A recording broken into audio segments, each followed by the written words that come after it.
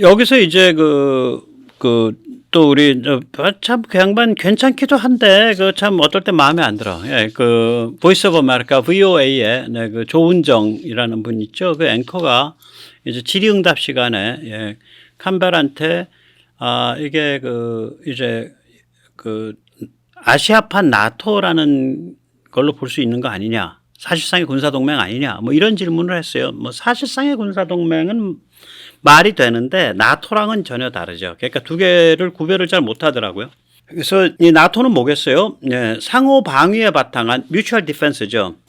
너희 쪽에 쳐들어오면 우리가 달려갈게. 우리 쳐들어오면 너도 달려와. 상호 방위에 바탕한 집단 안보 동맹 아니에요, 나토는. 한미일 삼국 체제는 그러한 상호 방위 집단 안보 동맹이 될 수도 없고 될 필요도 없습니다. 예, 이거 전에 한번 말씀드렸는데 오늘 다시 한번 생생하게 말씀드릴게요. 이거를 실감하는 사람이 드물더라고요. 이 한미일 삼국체제는요, 그냥 굉장히 밀접한 소통과 협력 체제를 만들면 돼요. 예, 왜 그러냐면 일본이 상호 방위를 할 자격이 없기 때문에 상호 방위에 바탕한 집단 안보 체제가 불가능합니다. 즉 다시 말해서 일본의 헌법이나 일본의 체제가 한국에서 무슨 일 생겼을 때 바다 건너서 일본 병력을 대규모로 한국에 파병을 못해요. 자위대잖아요. 셀프 디펜스 아니에요. 코리아 디펜스가 아니잖아. 한국의 방위, 일본의 방위를 위해서는 자위대가 뛸 수가 있는데 한국 방위를 위해서는 못 뛰는 거예요. 야, 그거 쉽게 고치면 되잖아. 쉽게 잘 안 고쳐집니다. 그게 뭐랑 관계가 있냐면요. 샌프란시스코 강화 조약이거든요. 그때 그게 정해져 있다고요. 뭐 미일 사이에 정한 게 아니고. 그래서 이게 뿌리가 깊어요. 예. 그런데 일본 입장에서 예를 들어서 오키나와 섬과 미야코 섬 사이에 미야코 해로 혹은 타이완과 루선 섬 사이에 바시 해협 혹은 타이완과 중국 본토 사이에 대만 해협 이런 거를 중국 군함이 때려 맞고서 한 포를 빵빵 쏘면서 다 닫아 걸었다. 그러면 일본은 야, 항행의 자유는 우리 바로 근처인데 항행의 자유는 우리 생명선이야. 그래서 일본이 자위대가 발동할 수가 있어요. 이 경우에. 그 다음에 주1 미군 기지를 결국 이런 전쟁이 붙으면 중국 쪽에서 공격을 할 거 아니에요. 아니, 정은이도 오키나와 쏜다, 괌 쏜다 이러고 있는데 하와이 쏜다. 당연히 공격하죠. 거기서부터 미군이 발진이 되는데 기지 안 부시고 어떻게 지들이 해봐. 그러면 주1 미군 기지를 깨면 그게 일본 영토기 때문에 일본 자위대가 발동해요.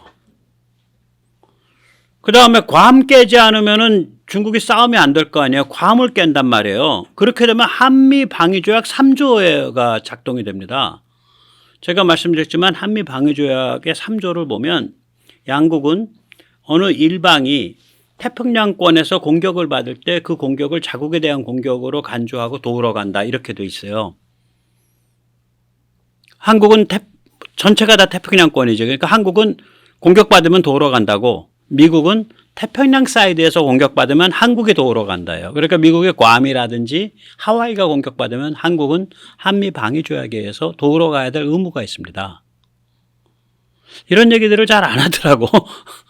그러면 결국은 중국은 전쟁 일으킬 때 한국이나 일본과 엮이기 싫으면 어떻게 해야 되냐.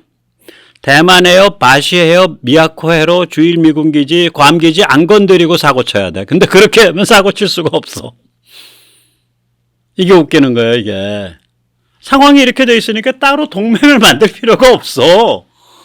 만들 수도 없고 상호 방위에 의한 집단 안보 동맹을 만들 수가 없는 거예요. 상황이 이러니까. 만들 필요도 없고. 중국이 사고 치면은 바로 그냥 3국이 한꺼번에 전쟁 상태로 들어가 버리는 거예요, 이게.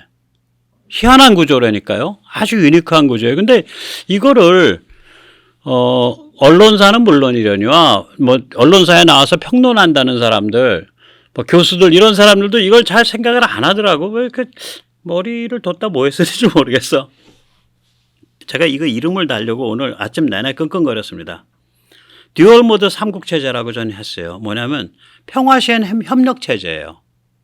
그러니까 요번에도 그 캠프 데이비드에 나온 성명 보세요. 뭐 거기에 반도체도 있고 뭐 양자 컴퓨팅도 있고 뭐 거기에 저기 뭐야 그 뭐 저기 개도국 지원도 있고 거기에 국립연구소들 상호 교류한다. 뭐 서로 힘을 모아서 뭐 새로운 첨단 기술이라든지 기타 등등 발전시켜 나간다. 뭐 이런 온갖 협력이 다 들어있어 거기에. 그런데 그렇게 해서 셋이서 몸을 풀어놓으면 중국, 북한이 도발할 때 순식간에 상호방위 전쟁 체제가 돼버려요. 이게 뭐냐면요. 동맹조약은 없는데 상호방위 동맹조약이 없죠. 셋 사이에. 동맹조약 없는 상태에서 사단이 벌어지면 동맹조약이 없는 상태에서 동맹전쟁 체제로 들어가 버리는 거예요. 이 법구조가 아까 보시면 그렇잖아. 제도구조 자체가. 그럼 이런 순간적인 전환 능력을 기르려면 오케이 문구는 그렇게 돼 있어. 그럴 수 있어. 근데 그걸 현실화 시키려면 평소에 모여서 근사하게 1년에 한 번씩 워게임 해야지. 또 국방장관도 만나고 외교장관도 만나고 정상도 만나고 오케이 그렇게 틀 잡자. 그 틀 어디서 잡았는데 캠프 데이비드. 이 순간적 전환 능력의 강화가 결국 캠프 데이비드의 핵심적 목표인 거예요. 그래서 지금 중국이 정신이 없어요. 저 정도 일이 벌어지면. 그러니 참 정은이가 얼마나 고마워요. 또 진핑이 아재가 얼마나 고맙습니까. 이 사람들 덕분에 이 살벌한 이 전환 능력을 갈고 닦는 거 아니에요. 그래서 이 박정희 대통령은 일하면서 싸운다라 그랬죠. 이제 삼국체제는 일하다가 싸운다야. 예. 12시 5분까지 일하다가 상황이 12시 5분에 벌어지니까 12시 5분 1초부터 바로 상호방위 전쟁체제로 들어가 버리는 거예요. 뭐 방위동맹 같은 것도 필요도 없는 거라. 물론 12시 5분에 미야코 해협 건드리고 바시 해협 건드리고 대만 해협 건드렸겠지. 그리고 괌 건드렸겠지. 그럼 바로 예, 상호방위 체제 들어가는 거예요. 이게 상호방위 체제가 아니라 상호방위 전쟁 체제 들어가는 거예요.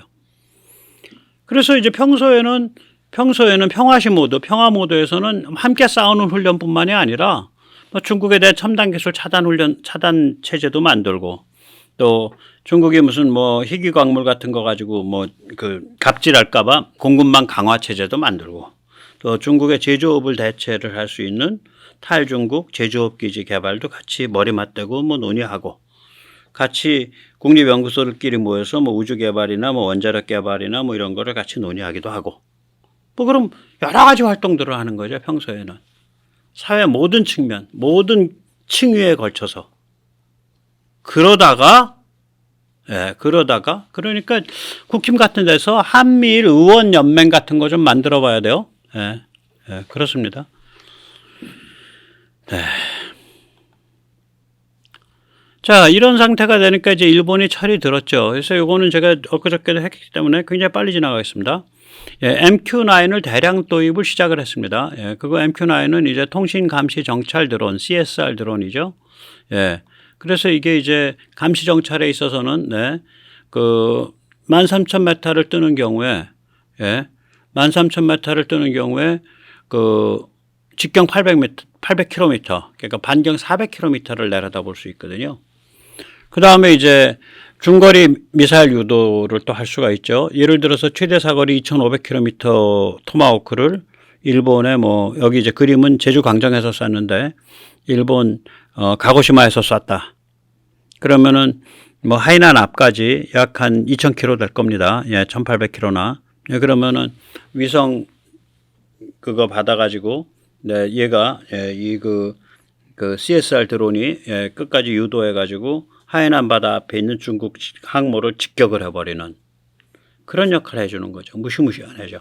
그래서 우리 무아브 이거랑 똑같은 거죠. MQ-9보다 좀 좋습니다. 무아브 양산 결정 1조 들여서 하기로 한 거 얼마나 마음 든든한지 모릅니다.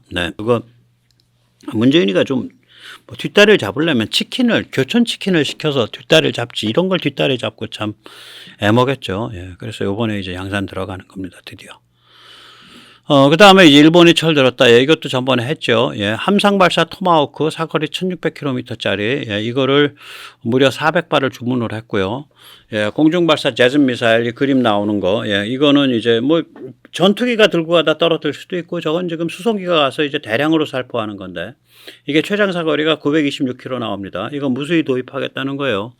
그러니까 이제 미국이 신이 나가지고 일본산 수송기 C2에, 예, 라피드 드래곤, 이 체제, 이 대량 투하 체제를 라피드 드래곤이라 그러거든요. 이 라피드 드래곤을 설치해 주기로 했죠. 거기다 일본은 자국산 타입 12, 그러니까 12식 지대함 미사일 사거리 연장 대량 생산 프로그램에 착수를 했고요. 또 일본은 극초음속 미사일 개발을 이제 속도를 올리는 작업에 착수했습니다. 일본이 드디어 철든 거예요, 이제 드디어. 그래, 얼마나 뺀질이었단 소리야. 이제야 저걸 하니. 옛날에 했어야지. 예. 예, 그러면 이제 시진핑이 이제 꼭지가 돌만한 거죠. 예, 꼭지가 돌만한 겁니다. 이제 극도의 배신감과 극도의 두려움이 같이 이제 맞물려 있는 그런 상태가 되는 거죠. 배신감은 뭐냐? 너희 일본이 감히 철이 들어, 감히 철이 들어. 이제 중국 공산당과 시진핑의 계산으로는 이게 이제 그 일종의 그 과대망상증에다가 피해망상이 결합된 유형의 그런 이상한 정신 구조를 갖고 있기 때문에 일본이 마르고 닳도록, 예, 그러니까 이 비밀스러운 몽상, 말하자면 미국 중심의 단극 체제는 안 좋아. 중국이나 러시아가 힘이 강화돼야 돼. 북한도 좀 목소리를 낼 수 있어야지. 그래야 우리 일본이 숨을 쉬어. 이게 이제 일본의 비밀스러운 몽상이죠. 독일이 그런 몽상 갖고 있는데 일본은 더 갖고 있죠. 그 다음에 일본의 비밀스러운 원한. 그러니까 우리는 세계 제2차 대전과 원폭의 희생자야. 뭐 그게 그때 그럴 수도 있는 건데 그걸 가지고 우리 항복하겠다는 의지도 안 받아주고 말이야. 원폭으로 조져서 우리 몇십만 명 죽이고 말이지. 이런 그 비밀스러운 원한이 마르고 닳도록 유지될 거다. 그래서 일본이 중국을 향해서 칼을 안 뽑을 거다.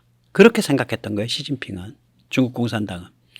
그러한 기대치가 있었던 것만큼 그만큼 배신감이 얼마나 치를 떨겠어요.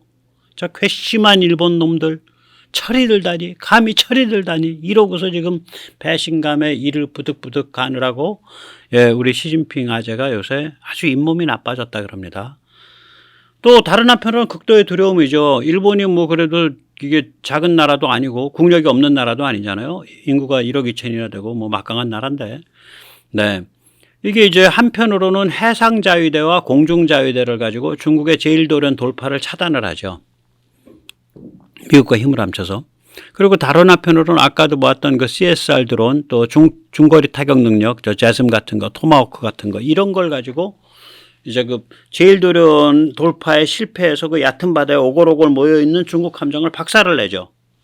또 다른 한편으로는 미국의 기지를 제공하죠. 근데 그 기지가 유엔사 작전 및 한반도 방어에도 사용되는 기지 아니야. 일본과 상의 없이 저건 돌아가거든요. 한반도에 관해서는. 그렇게 돼 있어요. 미리 일본과 협의가. 그러니 이제 꼭지가 도는 거지. 그러니까 이제 우마오당도 동원을 하고 뭐 우리나라 언론 보면 마치 중국인 전체가 뭐 격분한 것처럼 하는데 그거 저기 여론 조작하는 거죠. 막 펌프질 하는 거지. 인터넷에서. 그래서 이제 홍위병들이 열받아 갖고 이제 일본 때려 죽이겠다고 길거리로 튀어나온 게 이게 처음이야. 그러면서 이제 한국한테 이제 메시지 내는 거지. 야, 우리 중국도 지금 반일 죽창 들었어. 너희 안 들고 뭐 하냐?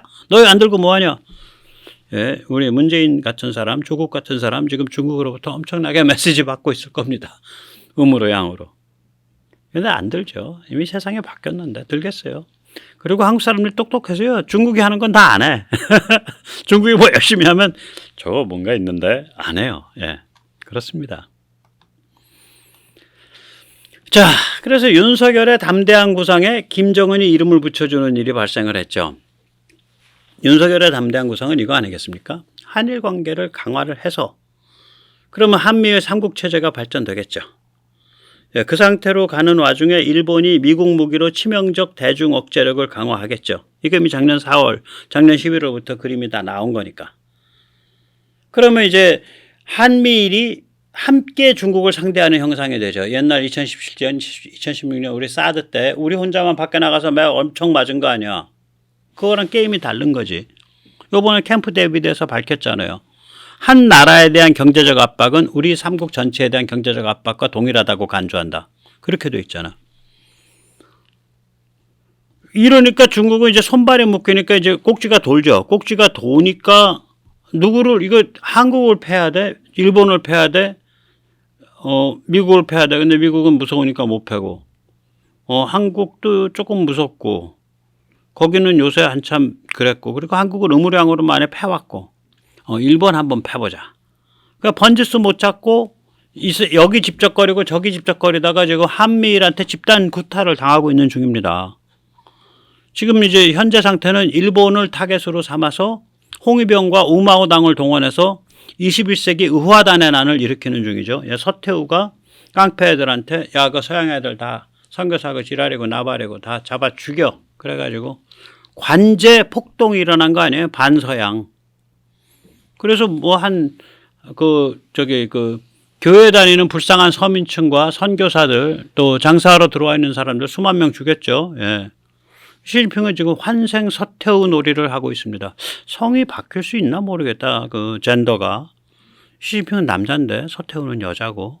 뭐 둘 다 나이가 들었으니까 뭐 남성 호르몬도 별로 안 나오고 그래서 성이 그렇게 뭐 머릿속에서 잘 바뀌겠네요. 환생 서태후예요, 제가 보기엔. 그러니까 저기 우리 언론에서 뭐 중국이 격분해서 일본이 버들버들 떤다 뭐 그리고 사진에 일본 무슨 뭐 그 해산물 수입 중국이 금지했다 뭐 이런데 아이고 연간 일본 해산물 수입이요 10억 달러 우리 돈으로 1조 3천억 정도입니다. 참 요만큼이에요, 요만큼. 일본이 얼마나 해산물 산업이 큰데 그중에서 그리고 나서 또 일본 전체 해산물 수출량의 40%가 타격받아.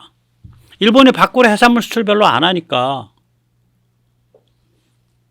뭐 1년에 말하자면 우리 돈으로 한 3조 수출하니까 그중에 1조 3천억 수출 안 하면 한 40% 수출 날라간 거지. 일본이 얼마나 큰 나라인데 한화 3조 원 이게 돈이에요. 경제 규모 전체로 보면. 나 요새 그 언론 그 제목 뽑는 거 보면, 야, 애들 악랄하다. 악랄해. 정말 중국 공산당 가서 훈련받고 왔나 보다. 그런 생각이 듭니다.